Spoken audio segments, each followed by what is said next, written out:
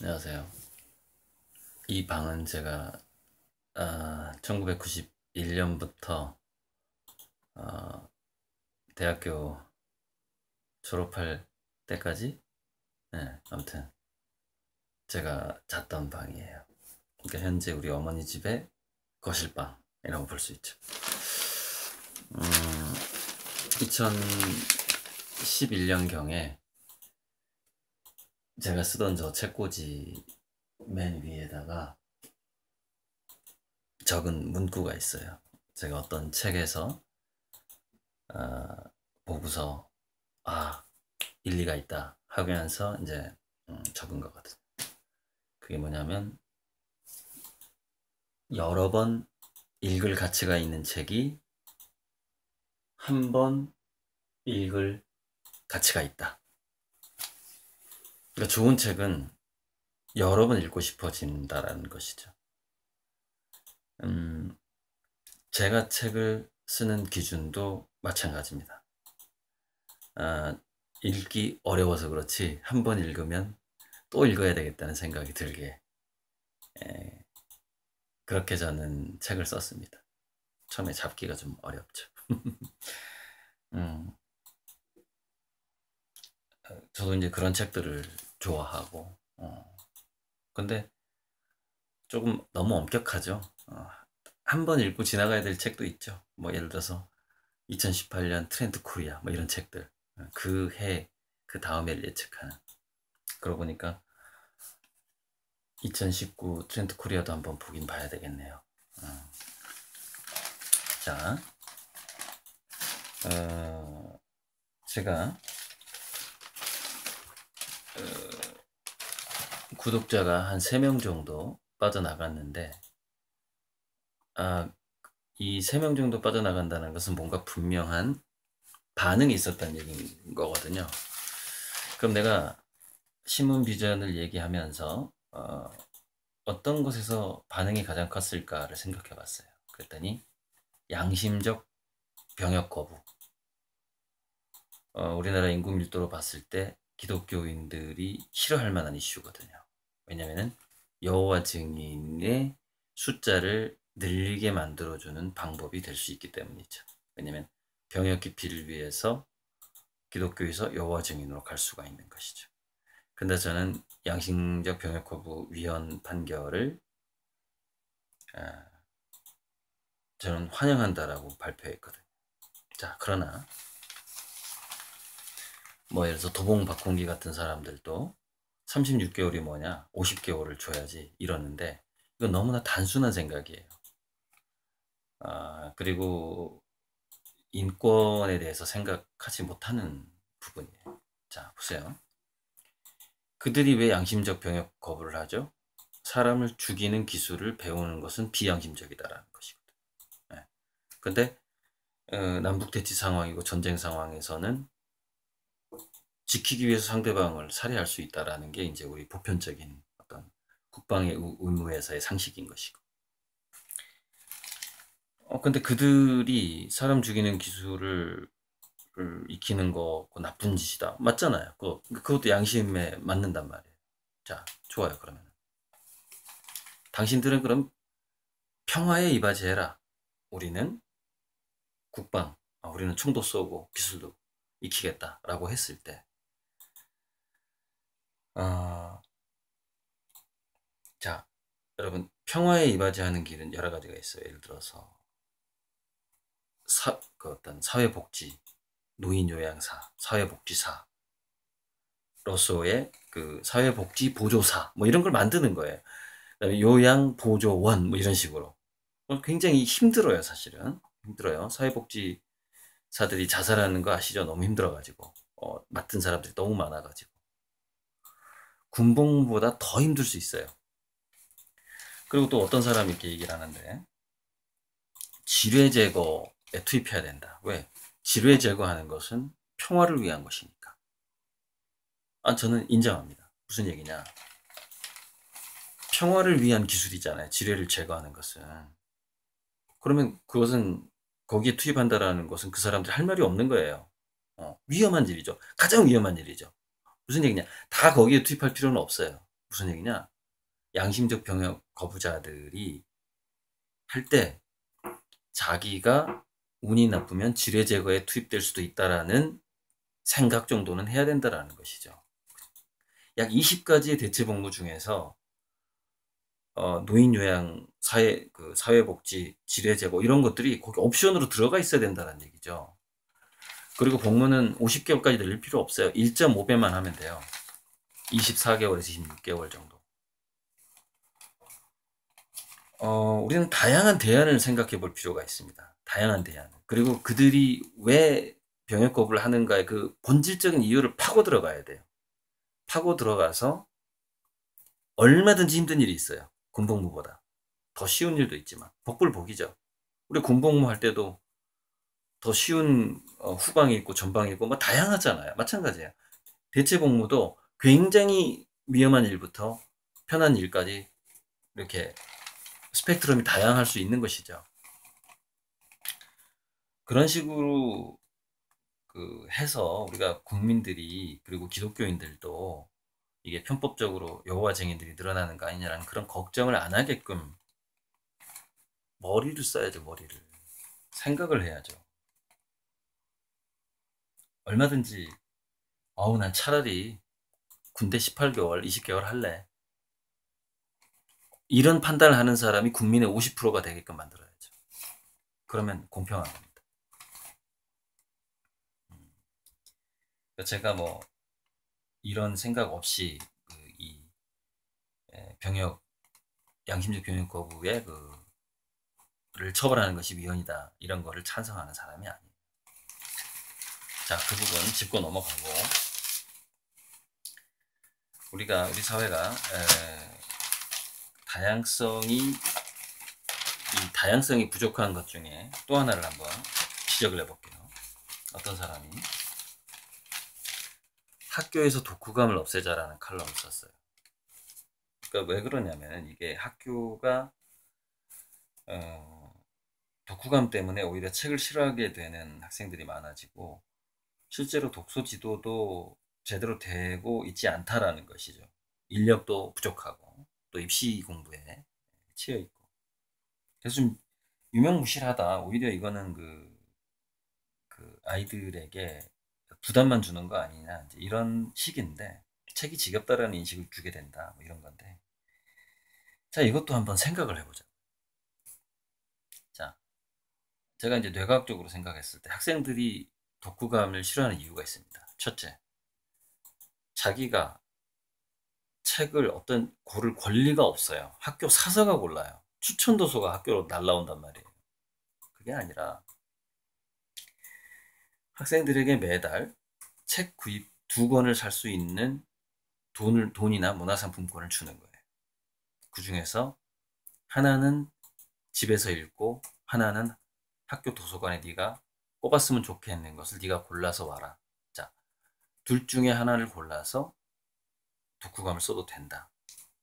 그럼 어떤 애는 막 환타지만 막 할 거고, 어떤 애는 전쟁사만 할 거고, 어떤 애는 뭐 과학에 관련된 것만 할 거고, 어떤 애는 시집만 계속 사서 할 거고, 자기가 좀 자신 있는 분야로 책을 고르게 되고, 그리고 모든 학교마다 각 지역별로 그 학교에 꽂아지는 책들이 다양해진단 말이에요. 자기가 그 책을 선택해야만이 독후감도 쓰고 싶어지는 것이고, 첫째, 그것을 읽고 싶어지는 거예요. 자기 선택권이 있어야 된다는 것이죠.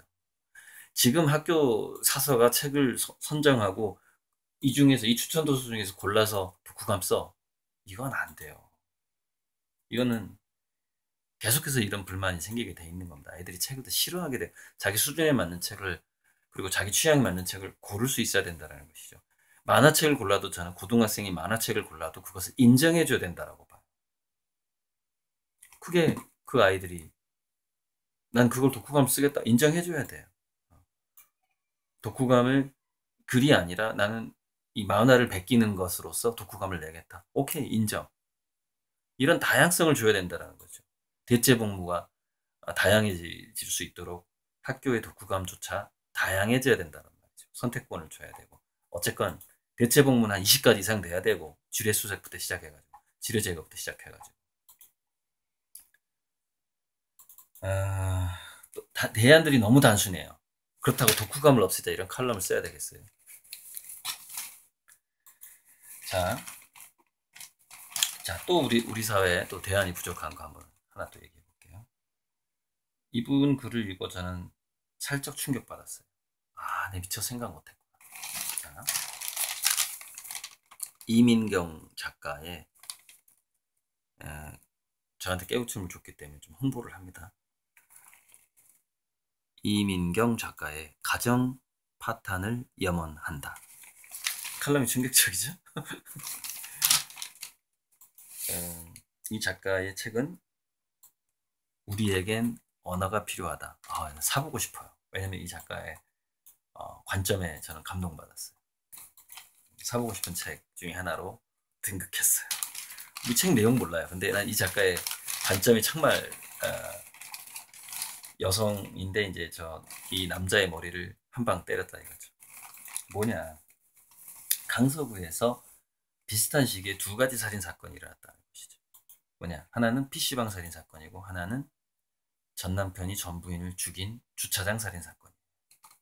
그런데 이 두 살인 사건을 국가가 다루는 방식이 너무 다르다라는 것이 이 사람 이상하다라는 것이죠. 자, 뭐가 다르냐? 한 PC방 살인 사건은 어차피 법적으로 이 살인 사건은 남을 죽인 사건이에요. 그죠? 이혼했기 때문에. 그런데 PC방 살인 사건은 둘 다 사실 정신적으로 불안해요. 한 사람은 약간 선천성이고 한 사람은 뭐 술을 먹고 폭력을 했을 수도 있어요. 이게 술인지 아니면 그 사람의 정신적인 문제인지 모르겠는데 어쨌건 보자고요. 그래서 이 두 사건이 좀 다르게 한 사건은 굉장히 이슈화가 되고 청와대 청원까지 올라가고 이렇게 되는데 전 남편이 전 부인을 살해한 사건은 굉장히 좀 뭐랄까 좀 가볍게 다루어지는 측면이 있다라는 것이죠. 그리고 놀라운 거는 이 폭력이 사실은 좀 더 잔인한데 그 전 남편이 전 부인에게 가했던 것은 가정폭력이 25년 동안 지속이 됐고요. 4년 전 이혼을 했어요. 이혼한 뒤로도 계속 폭력을 가했어요. 더 잔인한 거 아니에요, 이거? 20년 넘게? 거의 30년에 가깝게? 그런데 이 작가의 관점이 뭐냐면은, PC방 살인 사건은 강하게 다루어지고, 주차장 살인 사건이 가볍게 다루어진 것은, 그 배경에 가부장제가 깔려 있다라고 보는 거예요. 그 배경에. 거기에 대해서 좀 관대하다라는 것이죠. 남편이 아내를 때린 사건. 또 이제 전 남편이니까 그것을 약간 가정사로 보는 측면이 있다라는 그런 관점을 제시한 거예요. 근데 그 전 남편이 전 부인에게 이런 협박을 했다라는 것이. 나 이걸 보고 깜짝 놀랐는데, 너를 내가 죽여도 심신미약으로 6개월이면 출소한다. 이렇게 협박을 했다. 그 전 남편이. 결국 죽였죠. 그러니까 예를 들어서 가정폭력이 보통 술 먹고 일어나잖아요, 많이. 그러면은 지금 술 먹은 거하고 선천적으로 우울증이나 뭐 이런 게 정신적인 문제가 있는 거를 비슷하게 심신미약으로 보는데 이걸 전혀 다르게 볼 필요가 있는 거죠. 술을 먹은 것은 가중처벌을 해야 되는 것이고 음주운전 다루듯이 자기 몸을 음주운전차처럼 만들어버린 거니까. 그 다음에 선천적인 것은 더 관대하게 처리하되 사회와 격리시키는 어떤 기간을 늘리거나 관리 감독하는 것을 늘리거나 이렇게 해야 되겠죠.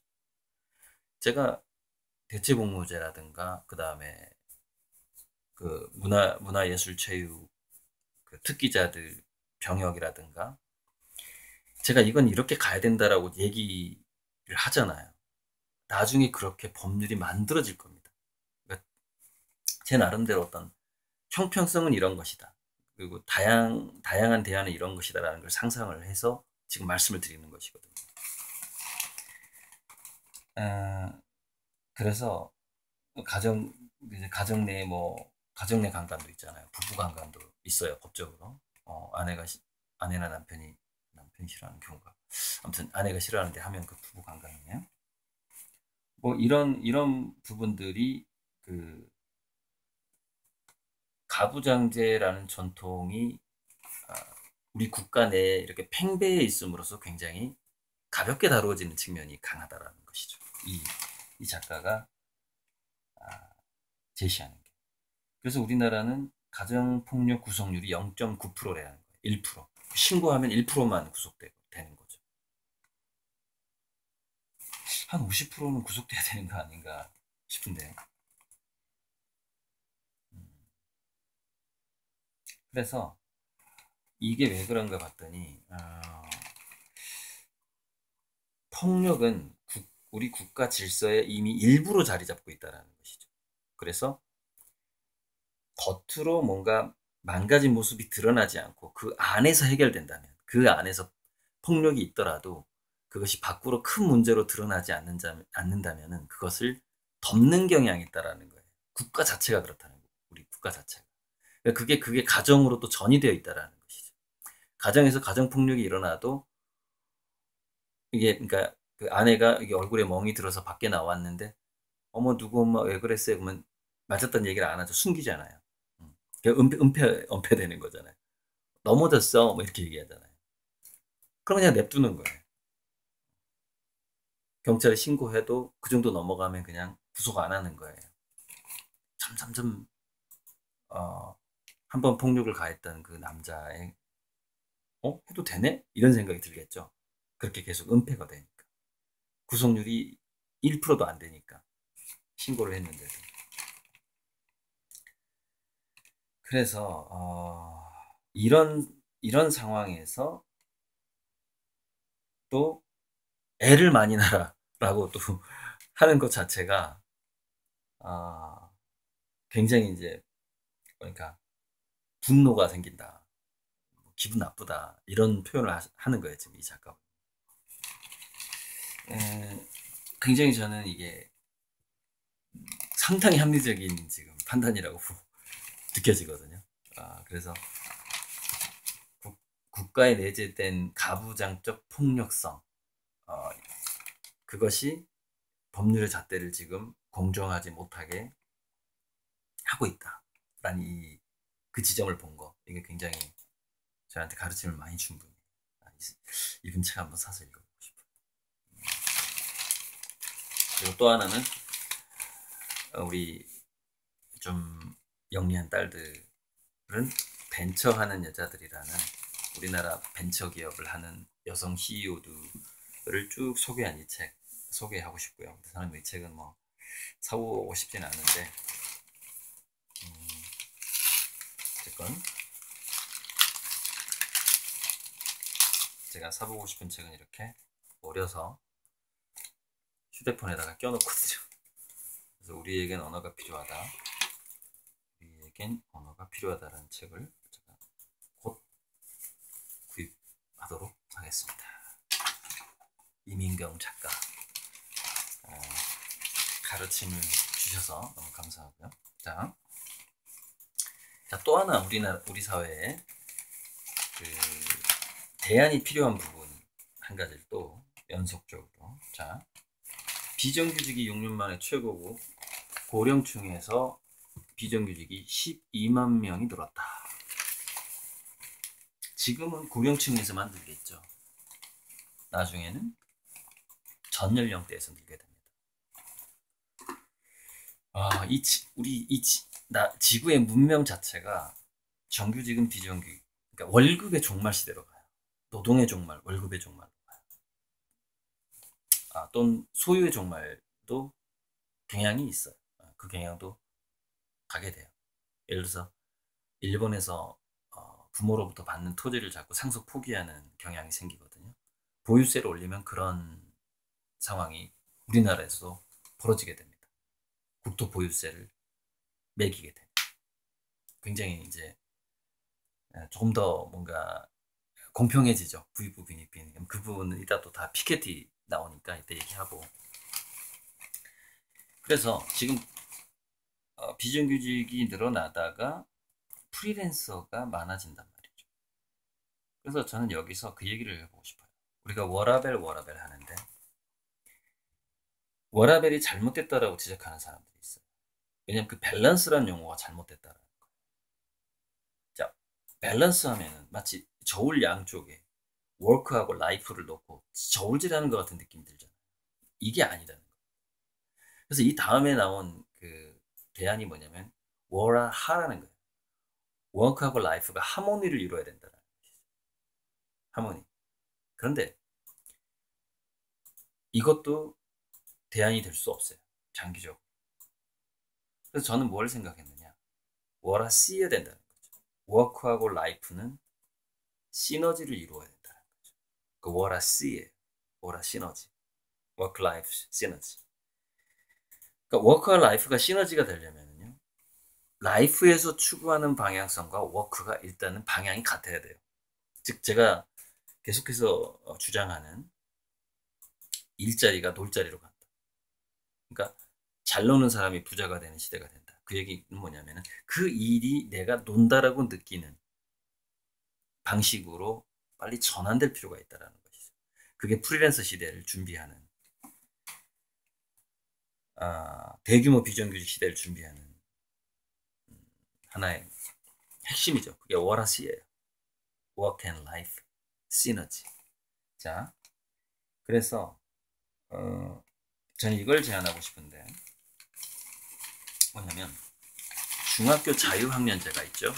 자유학년제 때까지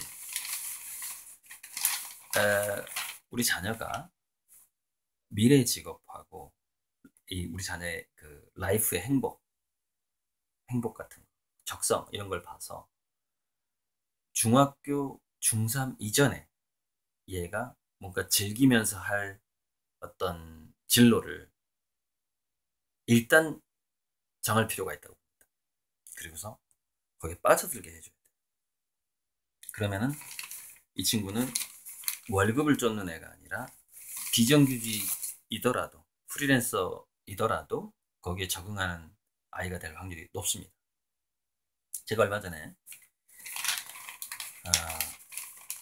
그 부산행에 이어서 조선시대 좀비라고 그러나 조선시대 좀비가 나오는 야귀가 나오는 창골이라는 영화를 봤는데 그 야귀 액션에 여기는 액팅 컴포저라고 지금 아무튼 디렉터 그 야귀 액션의 그 연기 지도하는 디렉터가 나이가 23살이었답니다. 조한준 23살.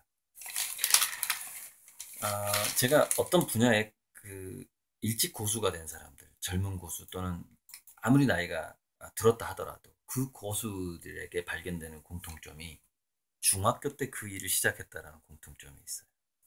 자, 이 조한준 씨도 역시 중3 때 연기를 시작을 합니다. 연기 공부를 시작을 해요. 중3 때. 그래가지고 이제 동국대에서 연기 전공을 하죠. 그러다가 폭송 탈출에서 주인공인 시저 그 표정 연기를 어떤 사람이 배우가 하잖아요. 거기에서 이제 감명을 받고 뭔가 애니메이션 관련된 그 모션 캡처에 참여를 해서 공부를 하고 등등등. 근데 이게 중3 때 출발해서 아주 그 자기가 흥미로운 분야니까 아주 빠른 속도로 그 노하우를 배우게 된 거죠. 타고난 재주도 있겠지만은 어찌 되었건 그래서 이 친구가 대단한 그 능력을 보여주었고 또 창궐에서 부산행하고 다른 연기 지도가 하나 나오는데 그게 뭐냐면 괴성을 우리가 호흡 그러잖아요. 호는 내뱉는 것이고 흡은 흡수하는 것이죠. 내뱉으면서 보통 괴성을 냈다는 거죠. 그 전비 연구를 할 때. 그러잖아요. 눈깔 뒤집고. 근데 그게 아니라 빨아들이면서 괴성을 지르게 하잖아요. 더 무섭다라는 게. 왜냐면 못 들어본 소리거든. 우리 보통 인간의 발성이 아니거든. 빨아들이면서 다 그렇게 하게 했다라는 것이죠.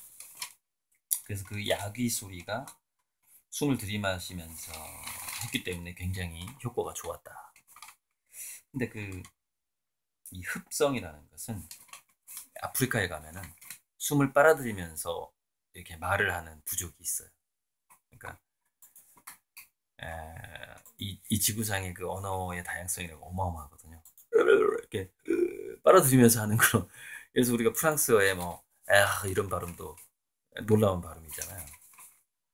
그다음에 뭐 독일어에 흐하고 쉬하고 동시에 나오는 멘션 뭐 이런 거 굉장히 어려운데 그거보다 훨씬 어려운 게 아프리카 발음이에요. 숨 이렇게 빨아들이면서 하는 뭐 혀 차는 소리 이런 언어도 있어요. 이런 언어도 있고 아프리카 가면은 대단하죠. 그런 것들을 이 친구 공부했는지 모르겠는데 어찌됐건 숨을 들이쉬면서 질렀던 괴성이 굉장히 효과적이었다. 뭐 이런 얘기가 나오는데 자 중학교 자유학기제가 바로 이런 인재들을 기르는 방향으로 가야 됩니다. 우리나라. 그래서 이거는요 학교에서 못 해줘요. 부모가 리스크 테이킹을 해야 돼요. 그러니까 정상적으로 우리 애는 고등학교에 진학해서 명문대 갈 거야 이런 식으로 가면 안 됩니다. 월급의 종말 시대가 오기 때문에 지금 리스크를 끌어안아야 됩니다. 자 오랜만에 이순신 장군 얘기가 나왔는데 이순신 장군이 난중일기에도 나오는 얘기래요. 그 보송 대원사에서 명량해전을 앞두고 차를 마셨다는 겁니다. 지금도 이순신 호국 달해제라는 제사가 있대요. 그러니까 차를 올리는 제사가 있대요. 지금도.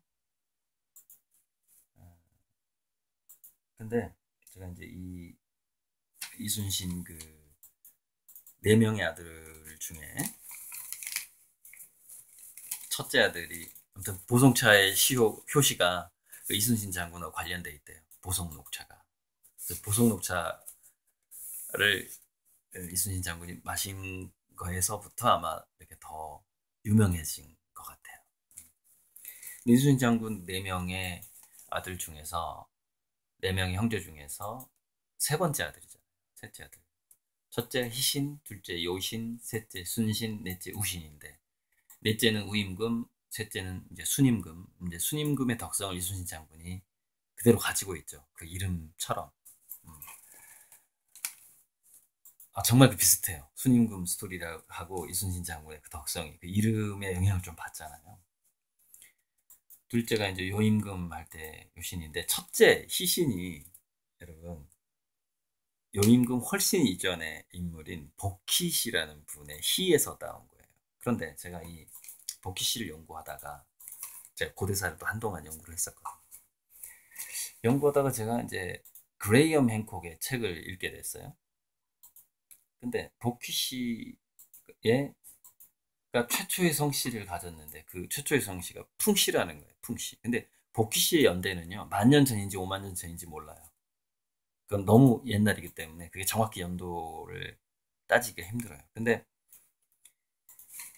제가 그레이엄 행콕의 책을 보다가 전 세계적으로 깃털 달린 뱀의 신화가 나오는 거예요. 깃털 달린 뱀. 여러분 근데 그 갑골문으로 넘어가게 되면은 바람풍자 안에 들어가 있는 이 벌레충자가 있거든요. 이 벌레충자가 용이나 뱀을 의미합니다. 옛날 충은 벌레충이 아니에요. 그러니까 물론 애벌레 모양, 길쭉한 이 애벌레 모양 충인데 그 길쭉한 애벌레 모양이 그 용의 모양을 축소한 거거든요. 그래서 우리 금관에 나오는 고곡 있죠, 고곡. 그게 용의 모양이 변형돼서 달린 거예요. 태아의 모양처럼 생긴 거 있죠. 그러니까 그 왕관이 이렇게 있잖아요. 근데 그러니까 임금이 용이었잖아요, 옛날에. 그 용 장식이 이렇게 있는 거죠, 왕관. 근데 그, 안녕. 우리 아들이 아직도 안 자고 지금. 용의, 용의 모양인데, 용의 깃털이 있는 거죠. 그러니까 그 깃털은 어떤 가죽옷이었을 수도 있고, 갑옷일 수도 있고, 또는 가끔, 히스토리 채널에서 나오는 UFO 외계인처럼 외계인의 복장이었을 수도 있고, 뭐, 여러 가지 썰이 있는데, 어찌되었건, UFO 다큐멘터리를 찍는 사람은 그 케찰코아트를 잠시 주몽 이리 와봐. 안녕하세요.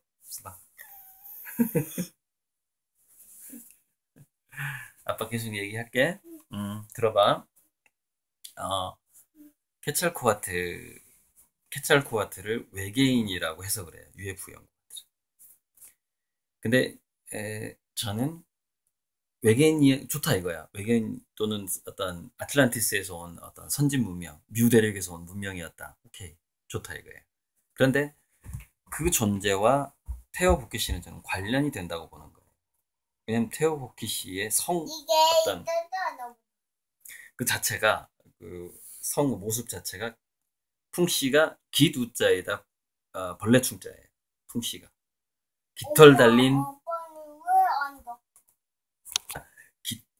주몽이가 좀 세게 얘기해서 살살 얘기하라고 그랬어요. 자, 깃털 달린 깃털 달린 뱀이 테오보키시의 성이었어요. 그러니까 무슨 얘기냐면은 어떤 문명인이었던 간에 테오보키시가 아메리카 대륙이라든가 전체 지구에 어떤 문명을 전달했을 가능성이 높다라는 가설을 저는 세웠어요. 공부를 하면서 각골문까지 다 공부하면서 전 언젠가 이게 밝혀질 거라고 저는 내 나름대로 확신이 들어요. 케찰코아틀은 테오보키시와 관계가 있다. 그레엄 행콕의 책에서 나온 그 얘기를 하고 다음으로 넘어가겠습니다. 좀 길어졌네요. 자 피케티 얘기가 나와요. 소득세의 누진율을 올리고 교육 공공재를 피케티의 두 가지 우리나라의 불평등을 해소하는 방법이에요. 아시아 미래 포럼에 왔었잖아요. 교육 공공재.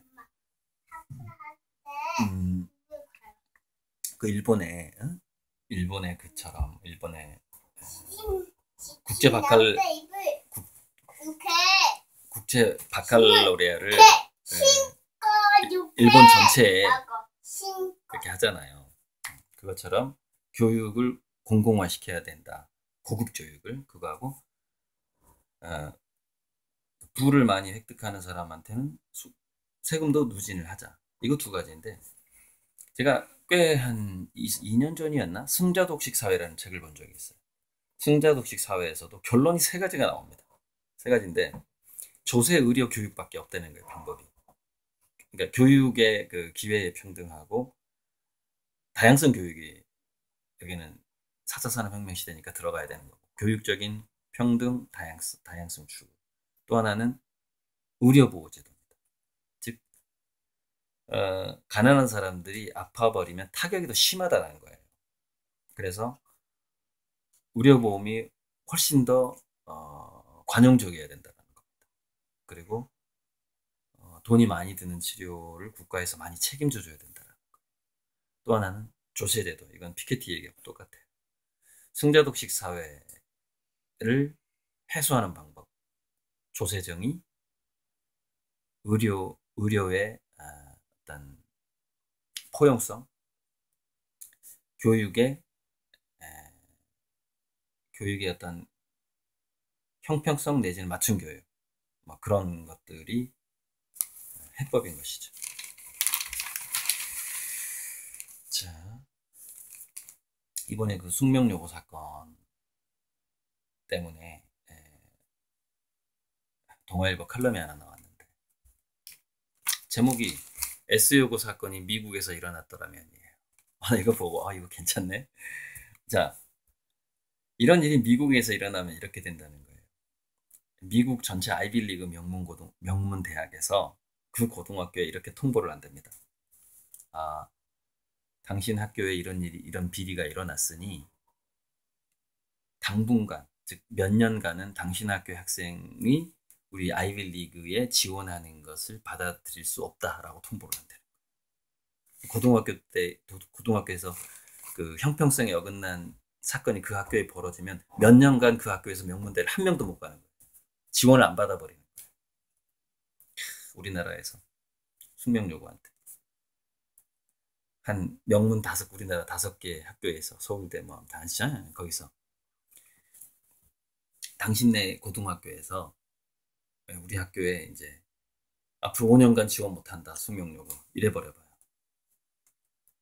그럼 아마 그분 만약에 정말 유죄로 밝혀진다면 아마 자살하고 싶을 거예요. 자기 때문에 5년 동안 우리 학교 학생들이 원서 자체를 못 쓴다? 이 정도의 강력한 게 있어야 된다는 것이죠. 이 정도로.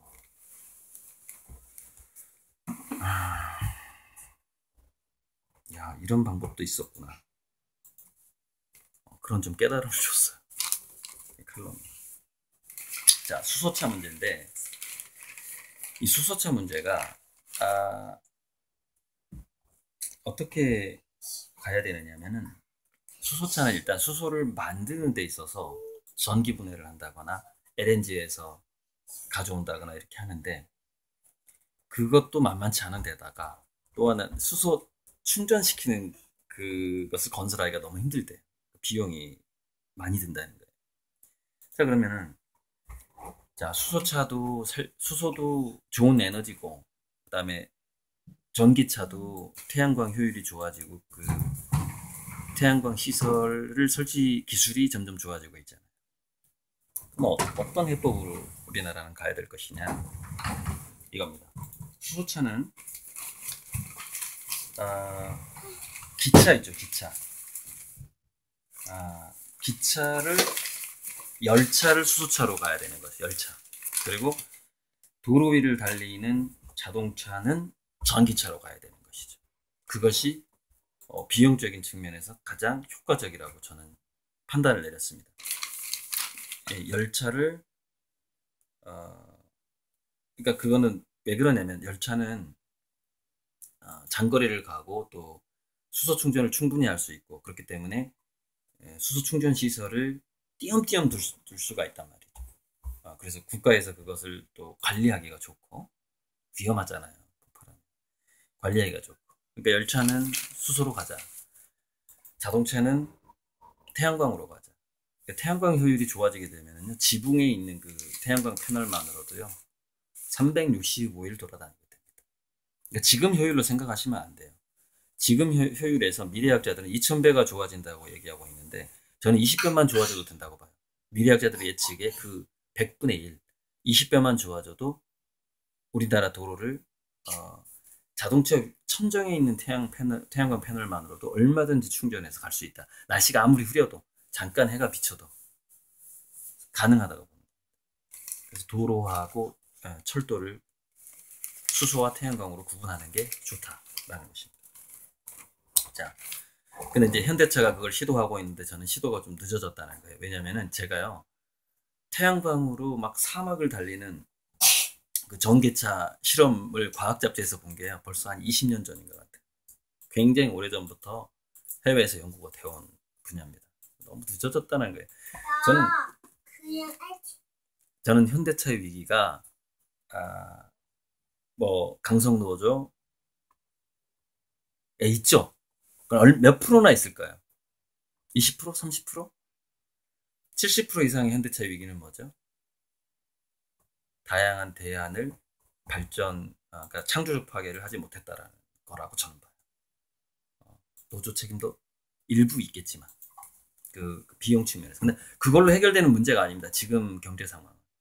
그래서 저는 TV에 자꾸 강성노조를 지적하는 방송들이 많이 나오는데 아니에요. 모든 위기는 창조적 파괴를 못했기 때문에가 7, 80% 이상입니다. 그게 그 책임이에요. 현대차는 변화가 너무 느렸어요. 지금 이렇게 계단을 오르는 계단을 오르는 운송기관도 이것도 현대그룹에서 지금 나온 거거든요. 이런 시도가 너무 늦었다는 거예요. 너무 늦었다는 거예요. 10년 전부터 했어야지. 자, 그래서 아까 제가 양심적 병역 거부 얘기는 했죠.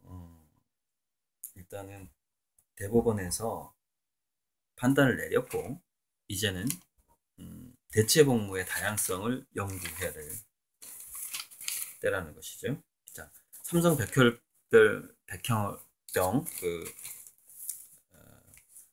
반도체 라인에서 그 백혈병 걸린 사람들한테 현재 발병자당 최대 1억 5천만 원으로 지금 조정이 된 것 같아요. 보상액이.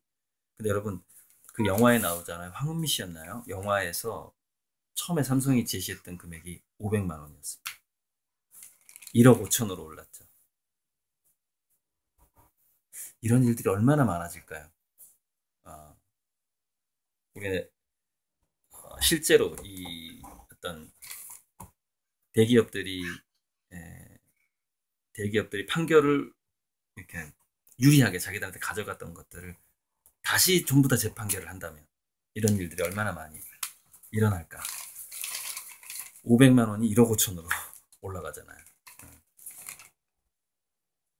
이 얘기는 제가 좀 많이 하기가 좀 그런데 5.18 성폭행 너무 가슴이 아파서 얘기하기가 자세히 얘기는 못하겠는데 잠깐만. 술 먹은 군인이 힘없는 시민들 앞에 섰어요. 20대. 성폭행 당연히 일어나겠죠. 그런 조건을 만든 사람이 가장 큰 죄인이죠. 그런 조건을 만든 사람이. 일단은 그 개인을 현재 찾을 수가 없어요. 그 계엄군이 누군지 찾을 수가 없는데 다 몰아서 그런 조건을 만들었던 사람들 처단을 해야 되는 것이죠. 찾을 수가 없으니까. 거기에 책임을 물어야 된다. 그렇게 생각하고요. 자, 지금요. AI 쪽에 재밌는 상황인데 제가요. 중국은 굉장히 인공지능을 개발하기 좋은 조건을 가지고 있어요. 공산주의국 같기 때문에, 사회주의국 같기 때문에 빅데이터를 자기들이 원하는 대로 모을 수 있는 그런 어떤 강력한 도구를 힘을 가지고 있단 말이에요. 그런데 이 시진핑이 무역 전쟁으로 지금 타격이 커지니까 AI에 몰빵하자라는 얘기를 하고 있는 거예요. AI 굴기로 그냥 하자. 근데 제가 전에 얘기했는데요. 미국은 중국이 AI를 개발하는 걸 더 싫어할 수도 있다니까요. 항공모함 개발하는 것보다. 그래서 저는 더 위험해지고 있다라고 보이는 거예요, 지금. 사실 중국이 맘만 먹으면요. 미국 AI를 더 능가할 수도 있어요. 왜냐면은 미국 기업에서 만들어내는 그 빅데이터는 자연 발생적으로 일어나는 거거든요. 사회 활동을 하면서. 근데 중국은 맘먹고 빅데이터를 더 만들어버릴 수가 있어요. 마치 무인 자율주행차를 위한 도시를 중국에서 만들었듯이. 근데 그건 자본주의 사회에서 하기가 힘들어요. 그 땅을 사야지, 뭐 해야지. 근데 중국은 야 여기 비워, 엄마! 여기 자율주행차 도시로 만들 거야. 그러면 거기 있는 사람들 이사 가야 돼. 만들기가 쉬워요. 그러니까 자본주의가 어느 정도 성장하게 되면 님비 현상 때문에 그런 것들을 그 국가적인 기획을 하기가 힘들어요. 그러니까 우리가 과거에 그 박정희 시대 때 좋았던 게 뭐냐면 니네들 나가 그럼 막 폭력서가 쫓아냈거든요. 그때는 님비 그런 개념도 없었죠. 반항을 할 수도 없었고. 주몽아 아빠 이제 거의 다 했어. 일본에서도 AI의 자동화를 대응해서 뭘 말씀드리고 싶냐면 자, 이 두 가지예요. 겸업, 사무실 밖 근무 장려. 이 두 가지의 이 두 가지 키워드예요. 겸업. 무슨 얘기냐면 여러 경업의 시너지에 AI는 약해요. 사무실 밖, 현장성에 약해요. 그러니까 우리가 몸을 움직여야 되는 그 노동 현장 내지는 건설 현장, 농업 현장 이런 현장성의 AI가 약합니다. 그래서 왜 일본에서 일반 회사원들한테 AI와 자동화에 대응을 하려면 겸업을 장려해야 되고 사무실 밖에서 근무하도록 유도해야 되는가? 네, 그 이유, 제 강의 들어보시면은 그 이유가 또 자세히 나옵니다. AI 대응을 하고 있고, 아까 중국에서 AI를 미국보다 더 빨리 개발할 수 있는 이유는 플랫폼의 확장성을 사회주의의 힘으로 가능하기 때문에 플랫폼 내로 사람들을 끌어들인다든지, 그리고 그 중국 같은 경우에는 인권, 사생활 보호가 이렇게 발달되어 있지 않았잖아요. 그러니까 않잖아요. 인권 자체가. 그러다 보니까 개개인의 사생활을 침해하는 방식으로 빅데이터를 확보할 수가 있어요. 그런 점에서 지금 현재 중국이 만약에 맘먹고 AI를 개발한다면 미국을 능가할 수 있는 거죠. 그리고 그건 미국이 싫어할 것이고. 그런 것이죠. 자, 거의 다 했고요. 제가 그 시사인이라는 잡지도 보지만 브레인이라는 잡지도 봐요. 이 브레인이라는 잡지는 제가 여러분들한테 권하진 않아요. 이거는 일지 이승원 재단이라고 해야 되나요? 살짝 종교성을 띄고 있는데, 그래서 이 잡지는 객관성이 약간 부족합니다. 그런데 이 잡지에서 제가 여기에 칼럼을 여러 차례 써준 적이 있어서 이 잡지가 저한테 이제 무료로 오는 건데, 권당 두세 페이지 정도는 참고할 만한 게 나오는데, 예를 들어서 하워드 가드너 얘기가 나와요. 그리고 미래학교 뭐 미네르바 스쿨이라든가 칸 아카데미 뭐 이런 얘기가 나오고, 미래학교 실험이 지금 전 세계적으로 활성화되고 있고, 그 다음에 엘빈 토플러가 2007년에 와서 했던 얘기, 한국 학생들은 하루 10시간을 자기들이 미래에 필요하지 않은 지식을 하루에 10시간씩 학교에서 배우고 있다라고 그때 얘기했던 엘빈 토플러의 모습입니다. 너무너무 안타깝죠. 이렇게 얘기합니다. 지금의 한국의 교육제도는 산업화 시대 인력을 만들어내기 위한 것이었다. 엘빈 토플러가 한국에 와서 이 얘기를 한 게 2007년이 되니까요. 벌써 11년 전이네요. 2006년이었나? 2007년이었나? 그럴 겁니다. 쳐보면 나오는데. 그래서 우리 중학교에 자유학년제가 들어왔는데, 사실은 중학교 때보다도요, 고등학교 때도 한 번 더 1년은 더 있어야 돼요. 그게 이제 덴마크의 애프터스쿨인데, 고등학교 진학하기 전에 1년이네요. 덴마크 애프터스쿨은. 그 다음에 아일랜드의 전환학년제는 15, 16세경에, 그러니까 고2 들어가기 전에 1년 동안 자유학년제를 하는 거고, 그러니까 좀 더 나이 들어서 하는 거예요. 지금 덴마크는 한국보다 2년 더 나이 들어서 하는 거고, 아일랜드는 2, 3년 정도 더 나이 들어서 하는 거예요. 영국의 갭 이어는 이건 더 늦어요. 고3 때 하는 거예요. 고3 또는 대학교 1학년 그 나이에 1년 동안, 3개월에서 1년 동안 뭔가 직업 체험을 해본다거나 하고 나서 전공을 정하게 만들어주는 거죠. 그러니까 자기에 맞는 진로를 찾도록 도와주는 것을 중1 때 하는 거라고 생각해 보세요.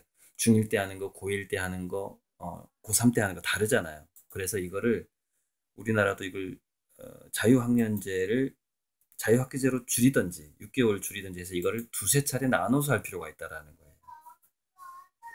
그 얘기를 좀 말씀드리고 싶고, 마지막으로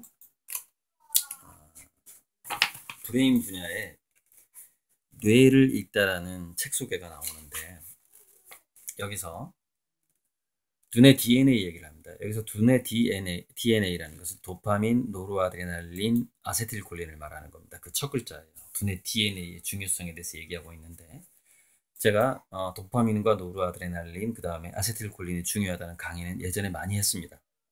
예전에 제가 뇌과학 강의를 한동안 했거든요. 찾아보시면 돼요. 예를 들어서 고리들 도파민, 고리들 뭐 이렇게 아세틸콜린 그러면 제가 했던 강의가 나와요. 키워드를 치면. 그런데 여기에 이제 한 가지 호르몬이 한 가지 물질이 더 들어가야 하는데 그게 뭐냐면 글루타메이트라는 거예요. 글루타메이트는 아세틸콜린이 기억을 만드는 것을 촉매해주는 역할을 해요. 기억의 어떤 단백질을 만들어주는 데 있어서 굉장히 중요한 역할을 하는데 이 글루타메이트가 글루탐산, MSG하고 거의 비슷한 성분을 갖고 있어요. 자, 그렇기 때문에 영유아기에 MSG에 많이 노출이 되게 되면 그걸 많이 먹게 되면 두뇌에 타격을 입게 됩니다. 즉 빨리 멍청해지는 두뇌가 될 가능성이 많고요. 그래서 저는 제가 10세 이전에 제 강의에서 그렇게 얘기하거든요. 10살 이전에 천연 음식 있죠.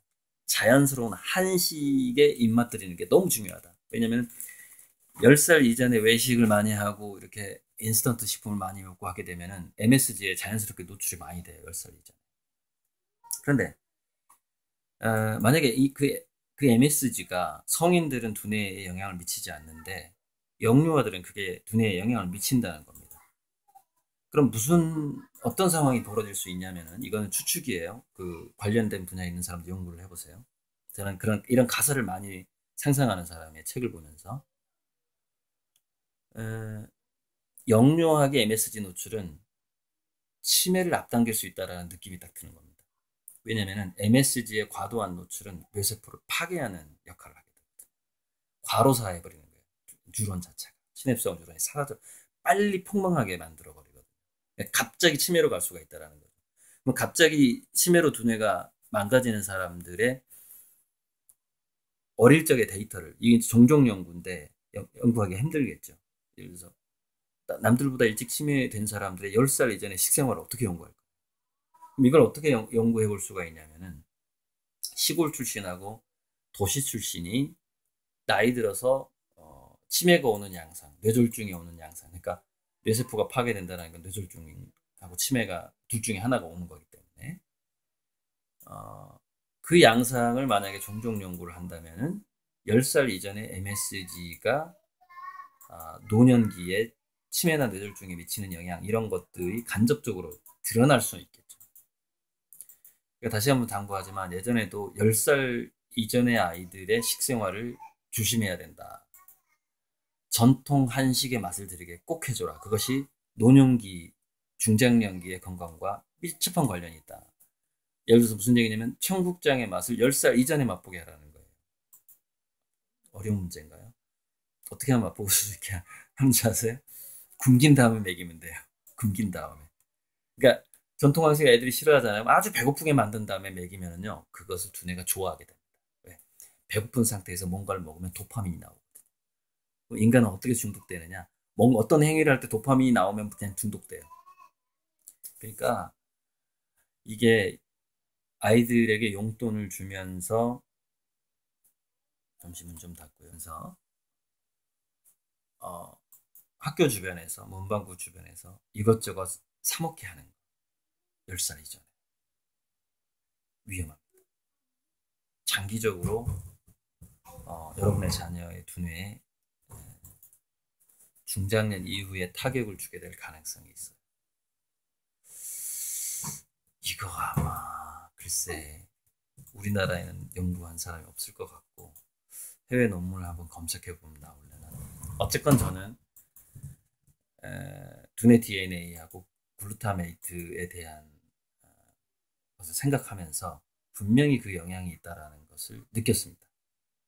느꼈어요. 그러니까 이거 증명하려면은 어마어마한 연구가, 대규모 연구가 필요하고 후유증이 막 30년, 40년 후에 나타나기 때문에 제 생각에 우리나라는 연구가 없다에 제가 걸어요. 이거는 종종 연구가 한 70년 정도 돼야지 드러나는 거예요. 우리나라에는 없을 것 같고 해외 논문 찾아보면 있을지도 모르겠어요. 지금 제가 바빠서 거기까지 못 가니까 관련된 분야, 그 의학계 관련된 분야 분들은 좀 찾아가지고 좀 댓글로 좀 달아주셨으면 좋겠어요. 근데 저는 분명히 그런 유추가 됩니다. 오늘은 음, 정말 오랜만에 브레인 잡지에 있는 것까지 했는데, 제가 가끔 브레인 잡지에 있는 것도 괜찮은 거를 소개를 해드릴 생각이에요. 지금까지 저만 보고 넘어갔는데. 자, 이상입니다. 오늘 좀 길었죠? 네, 감사합니다.